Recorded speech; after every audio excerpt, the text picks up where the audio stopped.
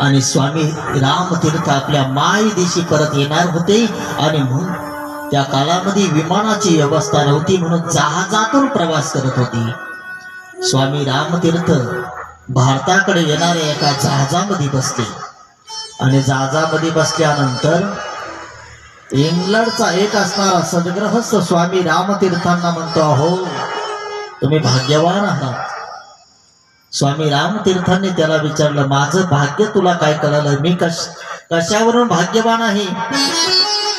आणि मग तो इंग्रज त्या स्वामी रामतीर्थांना म्हणतो, ज्या जहाजात तुम्ही बसून चालले ना त्या जहाजामध्ये इंग्लंडचा असणारा राजाही बसून चाललेला आहे आणि म्हणून तुम्ही भाग्यवान आहे की त्या जहाजामध्ये तुम्ही बसून चाललात। स्वामी रामतीर्थ स्वामी रामतीर्थांनी त्याचे उद्गार ऐकले आणि तत्क्षणी त्या असणाऱ्या जहाजातून स्वामी रामतीर्थ खाली उतरले। त्या इंग्रजाला आश्चर्य वाटलं आणि त्यांनी स्वामी रामतीर्थांना विचारलं, का हो काय झालं तुम्हाला? ज्या जहाजामध्ये एका देशाचा राजा चाललेला आहे त्या जहाजात तुम्हाला जाण्याचं भाग्य लाभले होतं, तुम्ही त्या जहाजातून खाली का उतरले? स्वामी रामतीर्थांनी उत्तर दिलं ते ऐकण्यासारखं आहे। ज्या महात्म्याच्या अंगावर फक्त एक लंगोटी आहे, एक पंचा आहे आणि हातामध्ये एक कमंडलू आहे, असा असणारा महात्मा, त्याच्याजवळ एक फुटकी कवडी पण नाही, तो महात्मा त्या इंग्रजाला म्हणतो, अरे एका जहाजामध्ये दोन राजे बसून जाऊ शकत नाही। त्या इंग्रजाला आश्चर्य वाटलं। मग स्वामी रामतीर्थ त्या इंग्रजाला म्हणतात, तो फक्त इंग्लंड देशाचा राजा आहे, आम्ही या त्रिभुवनाचे राजे आहोत, कारण आमचा बाप जगत पिता आहे आणि आम्ही त्यांचे असणारे पुत्र आहे आणि म्हणून आम्ही त्रिभुवनाचे राजे आहे, तीही त्रिभुवनी आम्ही वैभवाचे धनी तुकोबाराय म्हणतात। अरे मनाची श्रीमंती पाहिजे हो, ज्याची आशा संपली नाही तो दरिद्री आहे जगाच्या पाठीवर, तो दरिद्री आहे। द्रोणाचार्य दरिद्री नव्हती। द्रोणाचार्यांचा अपमान झाला आणि अपमान झाल्यानंतर द्रोणाचार्य तसेच परत मागे फिरले आणि आपल्या कुटियावर आले आणि मग तेच द्रोणाचार्य भीष्माचार्यांना भेटले आणि पितामह भीष्मांनी त्या द्रोणाचार्याला आपल्या राज्यामध्ये आणलं। राज्यामध्ये आणून पांडव आणि कौरवांना त्या ठिकाणी धनुर्विद्या शिकवली द्रोणाचार्यांनी।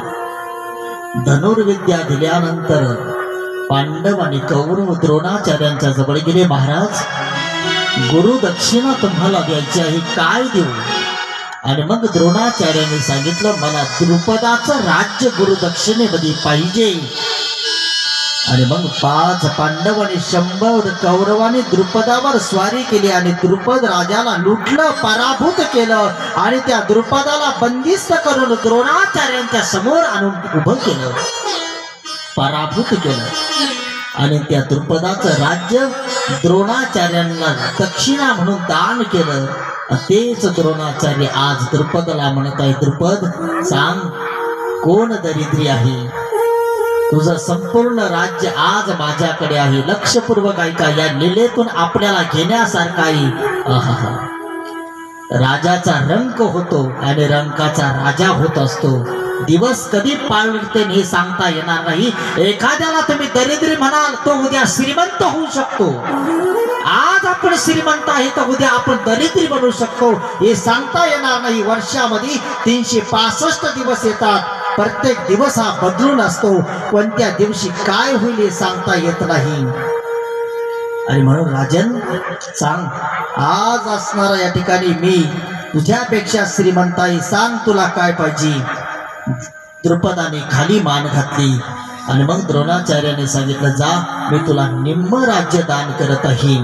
निम्म राज्य त्या ठिकाणी द्रोणाचार्याने द्रुपदाला दान केलं आणि एवढा राग वाढला त्या द्रोणाचार्यांना मारण्यासाठी द्रुपद राजाने खूप मोठा असणारा यज्ञ केला आणि त्या यज्ञातून पहिल्यांदा यज्ञसेनी असणारी द्रौपदी प्रगट झाली आणि दुसऱ्यांदा त्याच यज्ञातून दृष्टद्युम्न प्रगट झाला आणि महाभारताच्या युद्धामध्ये याच दृष्टद्युम्नाने द्रोणाचार्याला मारलं होतं। खूप मोठा प्रसंग आहे, तिकडे जायचं नाही। विनाशाचं कारण काय झालं? द्रोणाचार्यांचा असणारा कोप, द्रुपदाचा असणारा कोप, आणि त्याच्यातून अश्वत्थामा प्रगट झालेला, आणि त्या अश्वत्थाम्याने त्या ठिकाणी महाभारताचं युद्ध घडून आणलं. आणि शेवटच्याही काळामध्ये द्रौपदीचे राहिलेले 5 पुत्र त्यात अश्वत्थाम्याने मारले. संहाराची देवता आहे. तोही प्रसंग खूप मोठा आहे. तिथे भगवान शंकर स्वतः उभे होते. अश्वत्थाम्याने त्यांना प्रसन्न केलं आणि मग मध्ये जाऊन 5 मुलांचा वध केला आणि तिथे दुष्ट दुम्नालाही त्यांनीच मारलं. कोणी? अश्वत्थाम्याने 5 मुलांचाही वध केला. का? भगवान शंकरांनी त्या ठिकाणी सांगितलं, कारण मी स्वतःच अश्वत्थामा आहे आणि संहार त्याचं कार्य माझं आहे, म्हणून 5 मुलांचा वध माझ्याकडून घडला. अशा अश्वत्थाम्याच्या चरित्राचं वर्णन केलं. आणि आदरणीय श्री ब्रह्मदेवजी महाराज देवर्षी नारदांना सांगत आहे,